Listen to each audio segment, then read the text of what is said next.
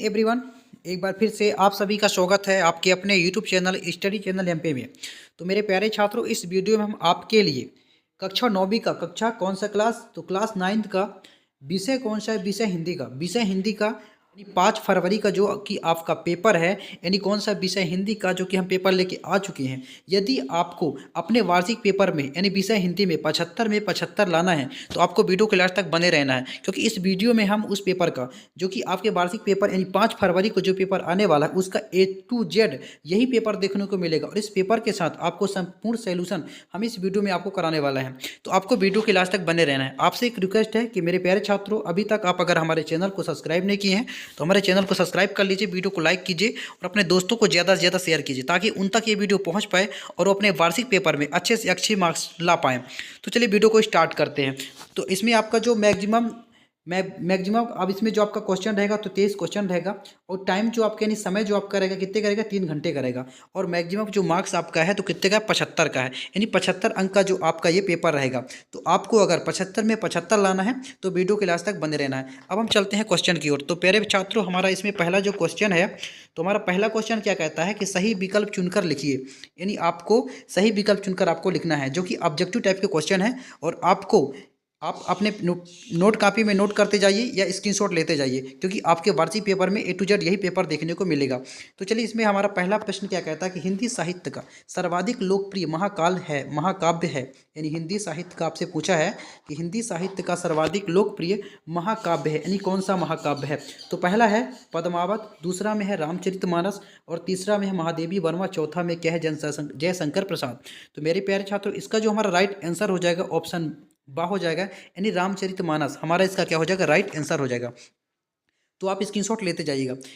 अगला है रस खान किस भक्ति शाखा के कवि हैं। आपसे पूछा है कि रस खान किस भक्ति शाखा के कवि हैं। तो राम भक्ति शाखा के, बा में है शिव भक्ति शाखा के, सा में है कृष्ण भक्ति शाखा के, और दा में है प्रेम मार्ग शाखा। तो प्यारे छात्रों, इसका जो हमारा राइट आंसर हो जाएगा कृष्ण भक्ति शाखा। कौन सा है, यानी ऑप्शन सा हमारा सही उत्तर हो जाएगा। तो प्यारे छात्रों, आप स्क्रीनशॉट ले लीजिए। इसके बाद अगला प्रश्न हमारा क्या कहता है, हमारा अगला प्रश्न कहता है कि काव्य की शोभा बढ़ाने वाले तत्व कहलाते हैं। आपसे पूछा है कि काव्य की शोभा बढ़ाने वाले तत्व कहलाते हैं क्या। आ में है रस, बा में है छंद, सा में है अलंकार, और दा में है काव्य गुण। तो प्यारे छात्रों, इसका जो राइट आंसर हो जाएगा ऑप्शन सा हो जाएगा, यानी अलंकार। यानी काव्य की शोभा बढ़ाने वाले तत्व को क्या कहते हैं, अलंकार कहलाता है। यानी इसका राइट आंसर हो जाएगा ऑप्शन सा, अलंकार हो जाएगा। इसके बाद अगला प्रश्न देख लीजिए, किस पक्षी ने सालिम अली के जीवन की दशा को बदल दिया था। तो इसमें जो आपका पहला है कबूतर, और बा में है मैना, और सा में है गौरैया, और दा में है कोयल। तो प्यारे छात्रों, इसका जो राइट आंसर हो जाएगा ऑप्शन सा हो जाएगा, यानी गौरैया। इसका हमारा क्या हो जाएगा, राइट आंसर हो जाएगा।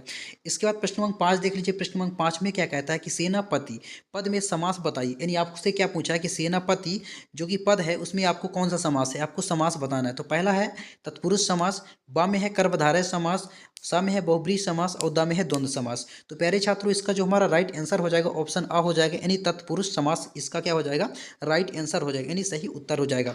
तो आप अपनी नोट कापी में नोट करते जाइएगा, स्क्रीनशॉट ले लीजिए।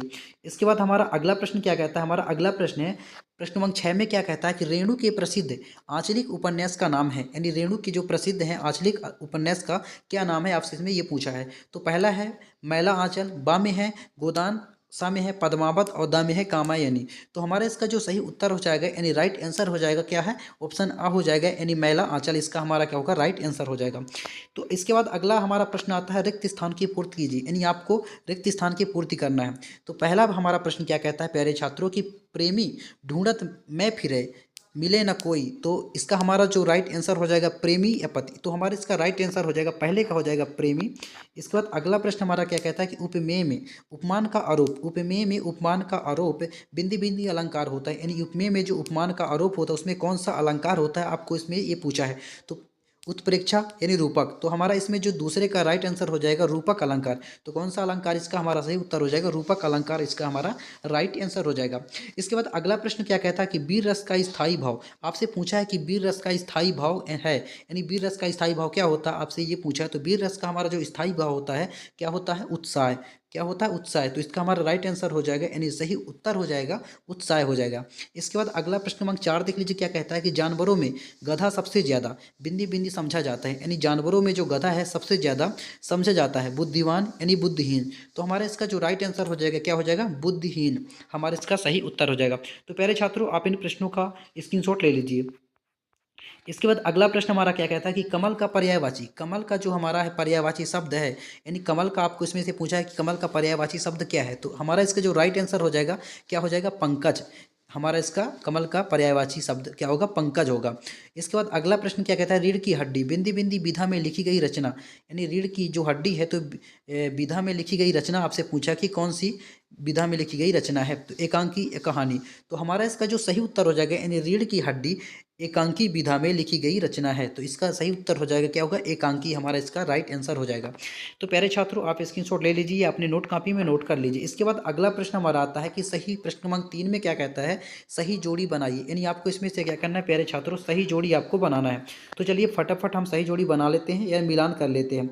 तो फटाफट हम सही जोड़ी बना लेते हैं। इसमें हमारा पहला है लद्दाख। लद्दाख का हमारा क्या हो जाएगा प्यारे छात्रों, पहले का हो जाएगा, यानी ऑप्शन 6 हमारा हो जाएगा, यानी कश्मीरी कवित्री हो जाएगा, यानी ऑप्शन 6 हमारा पहले का राइट आंसर हो जाएगा। इसके बाद दूसरा है सवैया। तो सवैया का हमारा क्या हो जाएगा, वर्णिक छंद हो जाएगा। क्या होगा इसका, वर्णिक छंद सवैया का हमारा इसका राइट आंसर हो जाएगा।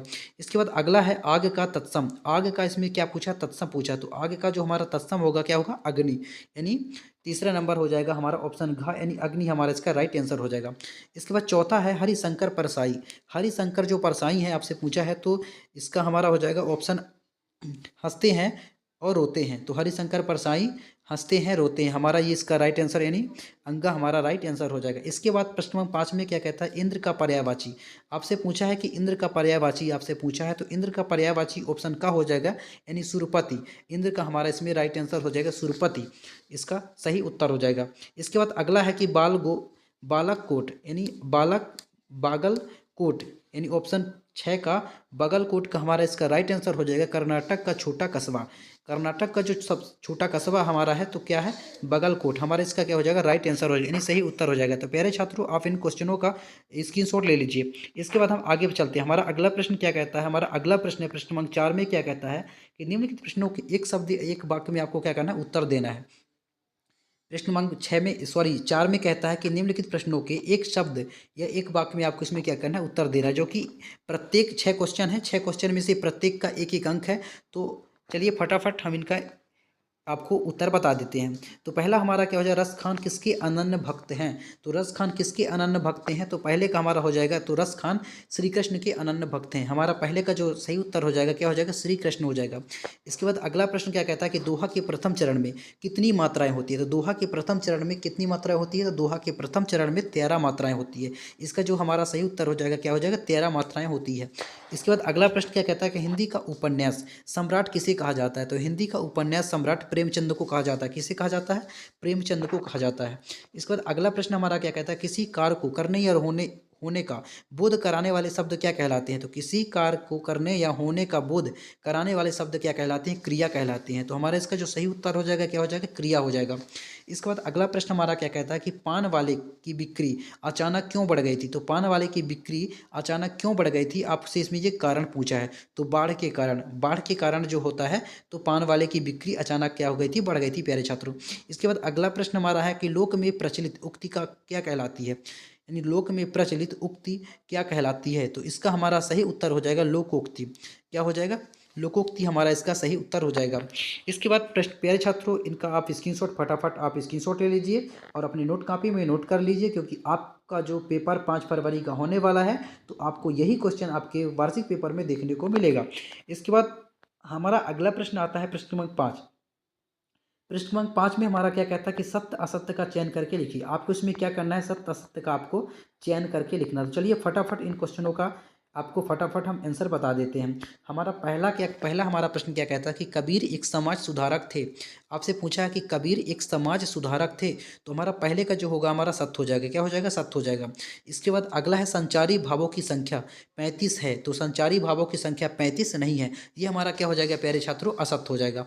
इसके बाद अगला है कि मंगोलों का मुंह लाल होता है। तो ये भी हमारा क्या हो जाएगा, सत्य हो जाएगा। इसके बाद अगला प्रश्न देख लीजिए, प्रश्न क्रमांक 4 में हमारा क्या कहता है कि कहानी गद्य की गौड़ विधा में आती है। ये हमारा क्या हो जाएगा, सत्य हो जाएगा। इसके बाद प्रश्न क्रमांक 5 देख लीजिए कि भूपति में ती उपसर्ग है। ये हमारा क्या हो जाएगा, असत्य हो जाए। भूपति में ती उपसर्ग नहीं है, ये हमारा क्या हो जाएगा, असत्य हो जाएगा। इसके बाद अगला प्रश्न क्रमांक 6 में हमारा क्या कहता है कि लेखिका मृदुला गर्ग की तीसरी नंबर की बहन का नाम चित्रा था। तो लेखिका मृदुला गर्ग की तीसरी बहन का नाम चित्रा था। तो ये हमारा क्या हो जाएगा, तो हाँ, यानी चित्रा था। उनकी तीसरी बहन का नाम क्या था, चित्रा ही था। इसमें हमारा क्या हो जाएगा, सत्य हो जाएगा। तो प्यारे छात्रों, फटाफट आप स्क्रीनशॉट ले लीजिए। इसके बाद आता है प्रश्न क्रमांक 6। प्रश्न क्रमांक 6 में हमारा क्या कहता है कि कवि पंत ने गांव को मरकत डिब्बे सा खुला क्यों कहा। लिखिए, आपसे इसमें ये पूछा है। इसके बाद इसका अथवा देख लीजिए, मानसरोवर से कवि कबीरदास का क्या आशय है। इसके बाद प्रश्न क्रमांक 7 देख लीजिए, भक्ति काल के दो कवि एवं प्रत्येक की दो दो रचनाएं के नाम लिखना है आपको भक्ति काल के। तो प्यारे छात्रों, प्रश्न क्रमांक 6 का जो हमारा ये राइट आंसर है, आप देख लीजिए फटाफट, यानी सॉल्यूशन आप स्क्रीनशॉट ले लीजिए। यदि मरकत पन्ना नामक रत्न को कहते हैं जिसका रंग हरा होता है। मरकत के खुले डिब्बे से सब कुछ साफ साफ दिखता है। मरकत के हरे रंग की तुलना गांव की हरियाली से की गई है। गांव का वातावरण भी मरकत के खुले डिब्बे के समान हरा भरा तथा खुला खुला सा लगता है। इसलिए गांव को मरकत के डिब्बे का सा खुला कहा जाता है, यानी कहा गया है। तो प्रश्न क्रमांक का 6 का हमारा जो राइट आंसर है, यानी सॉल्यूशन यानी उत्तर है, तो आप देख लीजिए फटाफट और स्क्रीनशॉट ले लीजिए। इसके बाद प्रश्न क्रमांक 7 का जो हमारा सही उत्तर है, तो कवि तुलसीदास हो गया, सूरदास, कबीरदास, मालिक मोहम्मद जायसी। तो इनकी रचनाएं जो है, तो सूरदास की जो रचनाएं होती है रामचरितमानस, सूरदास की हो गया भ्रमर गीत सार, कबीरदास का हो गया बीजक और मालिक मोहम्मद जायसी का हो गया पद्मावत। तो प्यारे छात्रों, आप फटाफट स्क्रीनशॉट ले लीजिए। इसके बाद प्रश्न क्रमांक 7 का जो अथवा है, कवि के नाम नरेश मेहता, दुष्यंत कुमार नारायण। इसके बाद चौथा है भवानी प्रसाद मिश्र। तो रचनाएं हो गया संशय की एक रात उत्सव, और दुष्यंत कुमार की रचनाएं सूर्य का स्वागत, आवाज़ों के घेरे। कुंवर नारायण का जो रचनाएं हो चक्रव्यूह, आमने सामने। भवानी प्रसाद मिश्र की जो रचनाएं हो गए सन्नाटा और गीत फरोश। तो प्यारे छात्रों, फटाफट आप स्क्रीनशॉट ले लीजिए। इसके बाद अगला प्रश्न हमारा आता है, प्रश्न क्रमांक 7 का जो अथवा है कि अथवा देख लीजिए। इसके बाद प्रश्न क्रमांक 8 देख लीजिए। 8 में क्या कहता है कि छायावाद की दो प्रमुख विशेषताएं लिखना है। आपसे इसमें पूछा है कि छायावाद की जो दो प्रमुख आपको इसमें विशेषताएं लिखना है। इसके बाद उसका अथवा है नई कविता की दो विशेषताएं लिखिए। प्रश्न क्रमांक 9 देख लीजिए, सुमित्रा नंदन पंत अथवा कबीरदास की भाव सौंदर्य की दो विशेषताएं आपको इसमें पूछा है। इसके बाद प्रश्न क्रमांक 10 देख लीजिए, अनुप्रास अलंकार की परिभाषा उदाहरण सहित लिखना है आपको। उसका अथवा है रूपक अलंकार की परिभाषा उदाहरण सहित आपसे पूछा है। तो चलिए फटाफट इन क्वेश्चनों का आपको आंसर हम आपको दिखा देते हैं। तो छायावाद की प्रमुख दो विशेषताएं जो होती है, व्यक्तिवाद की प्रधानता। पहला, टॉपिक बाय टॉपिक आपको लिखेंगे तो आपको उसमें से पूरे का पूरा नंबर दिया जाएगा। तो पहला है व्यक्तिवाद की प्रधानता, यानी छायावाद में व्यक्तिगत भावनाओं की प्रधानता है। वहाँ कभी अपने सुख दुख एवं हर्ष शोक को ही वाणी प्रदान करते हुए सुख खुद को व्यक्तित्व करता है। इसके बाद दूसरा है प्रकृति का मानवीकरण। छायावादी कवियों ने प्रकृति को अनेक रूपों में देखा है।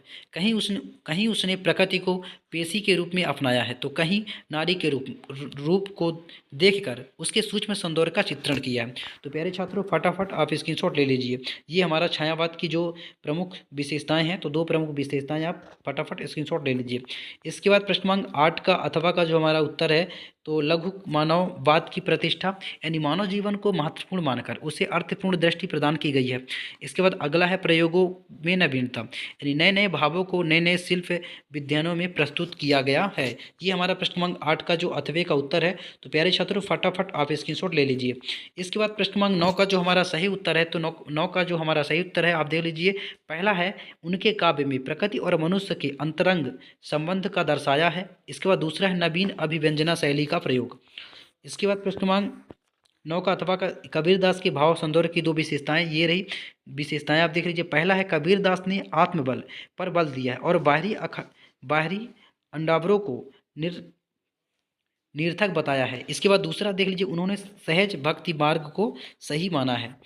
इसके बाद प्यारे छात्रों, प्रश्न क्रमांक 10 का जो हमारा उत्तर है, आप देख लीजिए फटाफट। अनुप्रास अलंकार क्या पूछा था, अनुप्रास अलंकार की परिभाषा और आपसे उदाहरण पूछा था।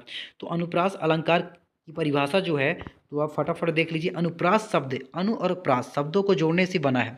अनु का मतलब होता है बार बार, तथा प्रास का मतलब होता है इसके बाद वर्ण, जहाँ स्वर की समानता के बिना भी वर्णों की आवृत्ति बार बार होती है, वहाँ क्या होता है, अनुप्रास अलंकार होता है।